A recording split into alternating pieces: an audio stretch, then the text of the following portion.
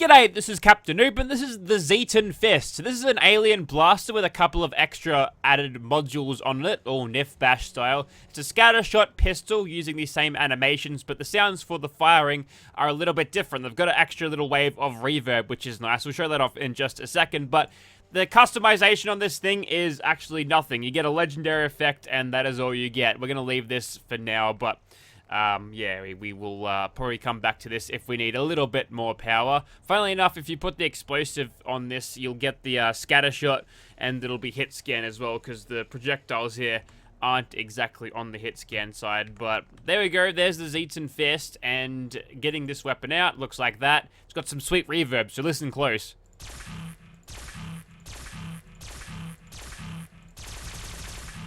Pretty cool, right? Okay, so before we get into it, I just want to draw attention to this weapon's name. It's a Zetan Fist, right? What do fists do? They punch people. What happens when you punch someone? They move. So, you know, you think about a superpowered alien blaster type approach to the standard human punch, and then you get things like this. Annoying companions? Yeah, I don't think so. We'll see you later, Piper. So, other than making Piper do a backflip, I do have business here in Sanctuary. And if you look on the map, if you've got the mod installed, you'll find a UFO, which has crashed somewhere just outside the lake. So, there's a little bit of a location which you can pick this up in. And it's a very easy location to find it. But there should be a UFO in this area somewhere, so we'll have a swim and maybe we'll find something cool. Okay, so as it turns out, the UFO is crashed under this, so bring your Aqua Girl perks, otherwise you'll get irradiated and possibly drown.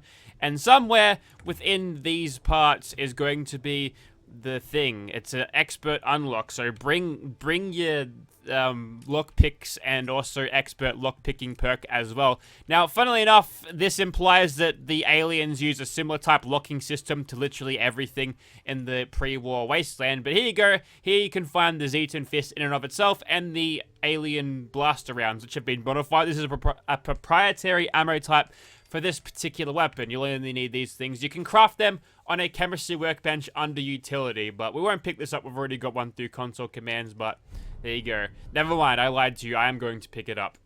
Alrighty, so we're on the inside of Gunner's Plaza today because, spoiler alert, this weapon isn't actually that strong, but we're going to have fun with it anyway. So this is what it looks like in first person. You've already seen it. Aiming down sights, you've got a little bit of a holographic on the end of the barrel there. That's kind of cool. Mixed with the iron sights at the bottom gives you a nice little sight picture of wherever you're aiming, no matter what light condition. So there's practicality here. You got to look for it though. And here's what this thing looks like in third person. Note the glow maps on this thing. They're actually a little bit brighter than what you'd find on a standard alien blaster. They're so bright that I can see the light reflected on Kira's hands there. So, you know, that's pretty bright, you know. Let's begin, shall we? And this might not be the most advanced weapon we've ever seen on the channel, but some days you just gotta throw gunners around on the floor just like this. Now, a couple things to note about this particular weapon is that it's of a gunslinger variety, which means you can get the standard disarms for this thing. I don't think the extra projectiles would add to the chance of this thing and its ability to disarm, but whilst we're just kicking that gunner on the floor there, kicking her while she's down, we'll finish the job right there. We could probably get some extra damage out of this through the use of gratuitous criticals, which we might go and use as soon as we deal with this private, who almost says last mistake before he is thrown directly into some desks and such. And this thing, it's okay in fact. The good thing about using a critical version of this, and hang on. Okay, we've got problems with the projectiles here. They don't penetrate anything because they're slow missiles, right? And there's a disarm there. You can see that she's out just with her fists now. She's got no other options. And I've actually smashed her through a wall, through some filing cabinets, and you're still here. You're completely stuck there now, aren't you? You've got no chance of getting out. So whilst you're flying around on the ground there, I guess we'll just keep on going. And we'll get a nice little lock on this guy's torso, and we'll just throw him around a little bit. We need these criticals back anyway, so we'll just wait patiently for that to do its job. Watch the critical meter go up nice and slowly there as we're just kicking him on the ground. The mysterious stranger comes in with a real gun, gets the job finished, and that is lights out for that gunner. Very nice. Now, we've got the one dude left here.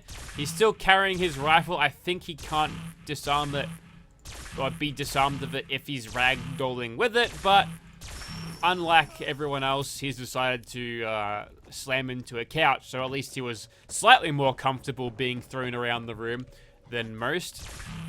Even the basic gunners can tank a shot of this, which is, well, it's pretty unlikely that it happens like that. But here's what's going to happen. We're going to do some gun fu work here, and the way we're going to do this is we're going to target these 3 turrets first, like so. And now, every shot after this is going to be of a critical. So if we can target just a few of these guys and just get as many criticals as we can, including 3 that I'm going to get manually. Now we're in full critical mode.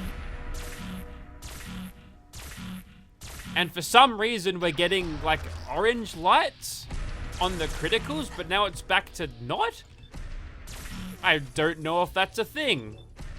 Maybe it was because the camera was slightly distorted and it's lighting from the massive amount of criticals going on. It's probably that, by the way, but I think it'd be a cool effect if it had some sort of orange, like impact effects rather than just the standard alien blaster types. But you know, I can appreciate it. In fact, if they made the whole glow maps of this thing orange and the projectiles orange, I feel like that'd be a nice little distinctive choice. It'd be like instead of like being an alien blaster with some extra bits attached to a side, all Nif-Bash style, it'll be more like its own weapon, like an alien blaster designed to maybe like put out a bunch of force to just throw things around. This could probably topple a behemoth as well. And now we're on fire, don't worry about that. A little bit cold anyway. The aircon is way up here, and unfortunately we can't hit this guy in the head because he's being blocked by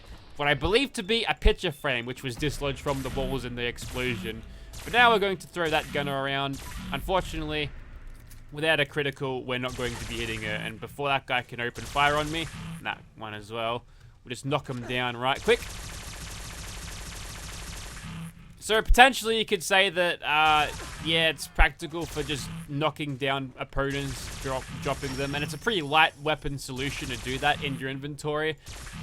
And you can really exploit this. If you've got a fast trigger finger, you could stack multiple of these just massive physics hits and send them flying halfway across the Commonwealth. But, you know, doing this inside is going to diminish what range we can throw them out to. And as we go ahead and target this guy's face, wherever it might be, there it is. Let's get some criticals back. If we can just slip back into caution for a second, that would be great. I gotta wonder whether this thing has the ability of being silent too, because I think the alien blaster is a little bit quieter than your standard rounds, your standard energy weapon in this game. There we go. It's 116 damage per projectile there for a sneak critical, which is probably enough to do a lot of damage. But since we're dividing this amount of damage by a pretty small amount, whoops. That was meant to be a critical. It's unfortunate that I couldn't get any of those one-shot kills there, but now we can throw both of these in the toilet if we want, and whilst we're waiting, that turret will throw some projectiles their way. Into the toilet you go, and what are you doing? Oh, I actually teleported him out of Gunner's Plaza itself. And you know what, whilst you're down here, there you go.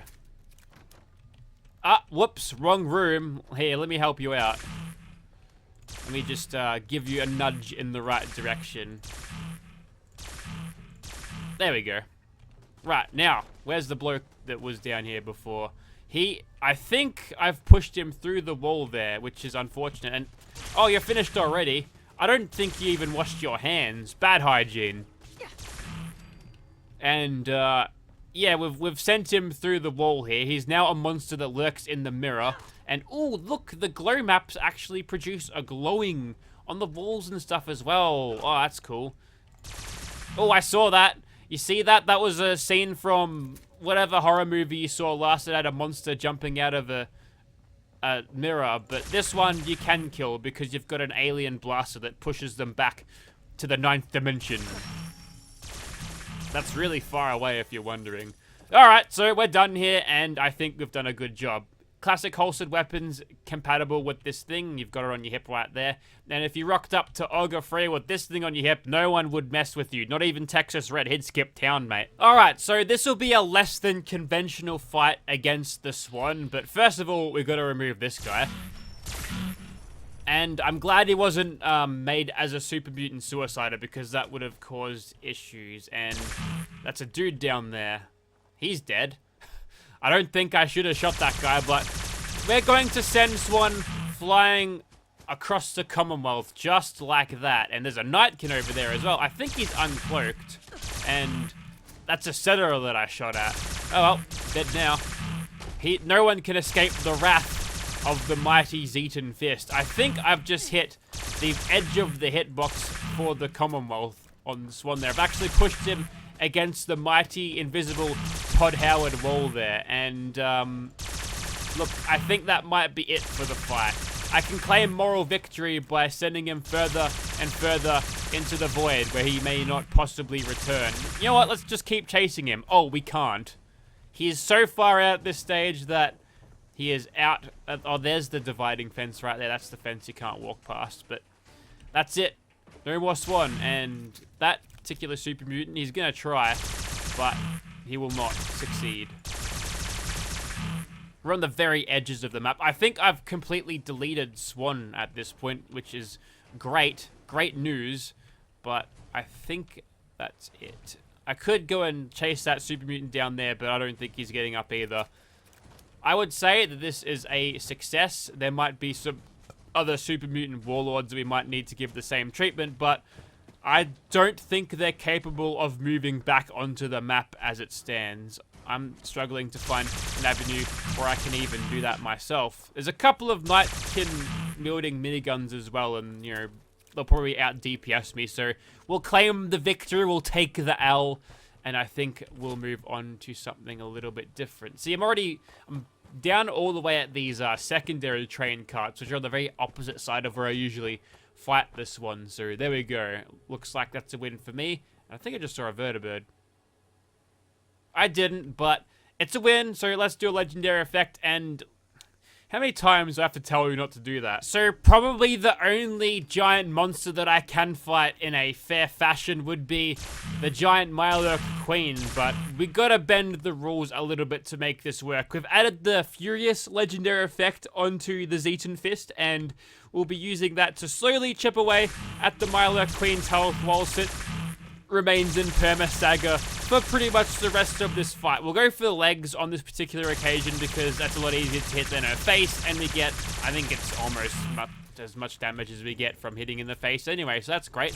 The legs, you see, they aren't very armored, but that's just the case for Mirelurks, which means despite us using like 1 billion rounds, we can finally get the job done, and I think I'm being eaten by acid right now. And just to give you an idea of what kind of damage we're going to be finishing this with, we'll go ahead and shoot them in the face. 162 damage. They're all overlapped together, so however many projectiles was seen just then, it would have been that many damage. And look, there's a Cazador back there, or was a Cazador. And there's also a mole rat down there. You probably can't even see him, but he's out of there, over the hills and far away. And this is the glowing sea at 10 o'clock in the morning, and also with no glowing sea radiation storms or fog to make everything green, and that's what it looks like. There's a pretty clear reason as to why they decided to blanket the area with that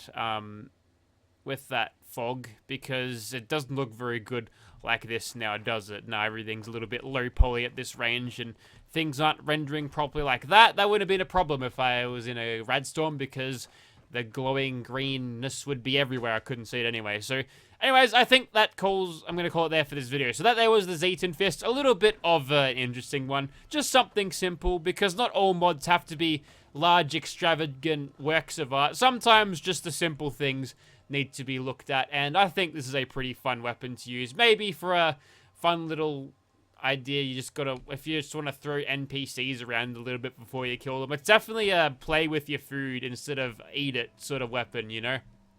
So if you just want to end up toying with NPCs, then this is a pretty fun gun, and use it if you feel like it is worthy of that purpose. But other than that, links will be in the description if you're interested. Thank you very much for watching, guys.